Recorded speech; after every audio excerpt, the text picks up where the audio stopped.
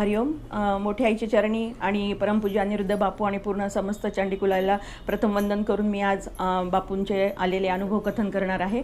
साधारण बापू जेव्हा डिसेंबरमध्ये 2010मध्ये औरंगाबादला आले तेव्हापासून मी केंद्रात यायला सुरुवात केली आणि त्या महिन्याच्या म्हणजे 2011च्या जानेवारीमध्येच मला केंद्रातनं असं कळलं, आमच्या ओळखीच्या एक आजी आहे, ते आमच्या केंद्रात येतात, भाले आजी म्हणून. तर त्यांनी मला आदल्या दिवशी, संक्रांतीच्या आदल्या दिवशी फोन करून सांगितलं की अगं संक्रांतीच्या दिवशी प्रथमच यावेळेस चंडिका प्रपत्ती करणार आहे, तर तू ये पूजेला. तर मग त्या दिवशी मी संक्रांतीच्या दिवशी सगळं संध्याकाळी पटापट सगळं आवरलं आणि जाण्यासाठी मी तयार झाले आणि बाहेर आले तर बघितलं तर एक गाडी माझे मिस्टर घेऊन गेले होते आणि एक गाडी माझा मुलगा घेऊन गेला होता आणि मला जायला आता गाडीच नव्हती. मी दोघांनाही फोन करून विचारले पण त्यांना यायला थोडा वेळ होता आणि हिवाळ्याचे दिवस होते, संध्याकाळ झाली होती आणि रस्त्यावर जाऊन गाडी रिक्षा वगैरे घेणं अवघड होतं कारण आमचं घर आणि रोड बरंच अंतर होतं.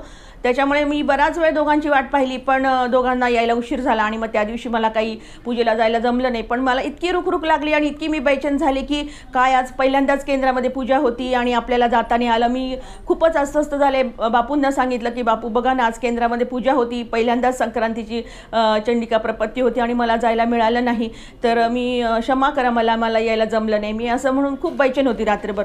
आणि दुसऱ्या दिवशी काय झालं की 12:30-1च्या दरम्यान साधारण मी दुपारी घरी जेवायला येते लंच टाईममध्ये. त्यावेळेस मी घरी आल्यानंतर एक म्हातारे आजी काठी टेकत आल्या आणि आजी एकदम उंच सडपातळ नऊवार साडी वगैरे घातलेल्या होत्या, कपाळावर एकदम मोठं लाल कुंकू वगैरे लावलेलं होतं आणि आल्या आणि मला म्हणाल्या की मला पाणी हवं आहे, पाणी देशील का जरा. तर मी म्हटलं या आजी आतमध्ये या म्हटलं. मग मी त्यांना आतमध्ये बोलवलं आणि मग त्या मला म्हटल्या की नाही, मला तुझ्याकडनं काहीच नको म्हणे, एकदम मला फक्त थोडंसं पाणी देशील आणि मला 51 रुपये देशील. मी म्हटलं 51 रुपये. आजीनं म्हटलं आजी तुम्ही जेवता का, आता जेवणाची वेळ आहे, तुम्ही जेवता का. त्यामुळे मी तुला कडक एकदम शब्दात त्या मला म्हटल्या, मी तुला एकदा सांगितलं ना, मला फक्त 51 रुपये हवेत आणि थोडंसं पाणी हवं आहे प्यायला. तर मग मी त्यांना पाणी वगैरे दिलं प्यायला आणि 51 रुपये दिले त्यांच्या हातामध्ये आणि मग त्या जायला निघाल्या. तर काठी टेकत जायला निघाल्या, त्या गेटपर्यंत गेल्या. तर मग मी त्यांना म्हटलं, त्या गेटपर्यंत मी गेले त्यांच्यासोबत आणि त्यांना म्हटलं की आजी तुम्ही कुठून आलात आणि कुठे जायचं आहे तुम्हाला, मी सोडू का तुम्हाला गाडीवर लांब जायचं असेल तर. तर त्या पुन्हा एकदम कडक शब्दात मला म्हणाल्या, तुला एकदा सांगितलं ना की मी कुठून आले काय आले, मी तुला हे काहीच सांगू शकत नाही कारण मला आज्ञा झाली आहे तुझ्याकडे यायची आणि मला फक्त एवढंच घ्यायची आज्ञा आहे, तेवढं मी तुझ्याकडनं घेतलं, आता मी चालले. आणि असं म्हणाल्या त्या आणि काठी टेकत निघून गेल्या. आणि मग मी संध्याकाळी काय झालं की त्या भाले आजी ज्या आहेत आमच्या ओळखीच्या, त्यांचा संध्याकाळी मला फोन आला की अगं काल इतकी छान पूजा झाली केंद्रामध्ये, तू का आली नाहीस. तर मग मी त्यांना सगळं सांगितलं की असं कारण झालं आणि सकाळी घडलेला प्रसंग पण मी त्यांना सांगितला. तर त्या म्हणाल्या अगं केंद्रामध्ये ना की त्यांनी तिथं 51 रुपयेच मागितले होते आणि थोडंसं पाणी आणायला सांगितलं होतं आणि बाकी सगळं पूजेचं साहित्य जे होतं ना ते केंद्रातनंच मिळणार होतं आपल्याला. आणि बघ तिने तुझ्याकडनं तेवढंच घेतलं की जेवढं केंद्रामध्ये त्यांनी आणायला सांगितलं होतं.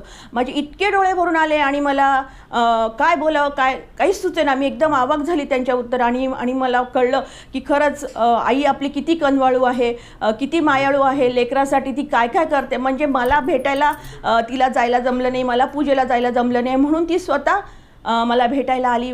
म्हणून मला खूप खूप आनंद वाटला. आणि बापू म्हणतात, आई म्हणते की माझ्या बालका मी तुझ्यावर निरंतर प्रेम करीत आहे. तर आईला आणि बापूंना हीच विनंती की तुमची अशीच कृपादृष्टी, असेच प्रेम आमच्यावर निरंतर राहू द्या. आणि बापूराया तू मोठ्या आईसोबत, आमच्यासोबत, माझ्या कुटुंबासोबत सदैव आमच्यासोबत राहा. हरिओम श्रीराम अंबज्ञ.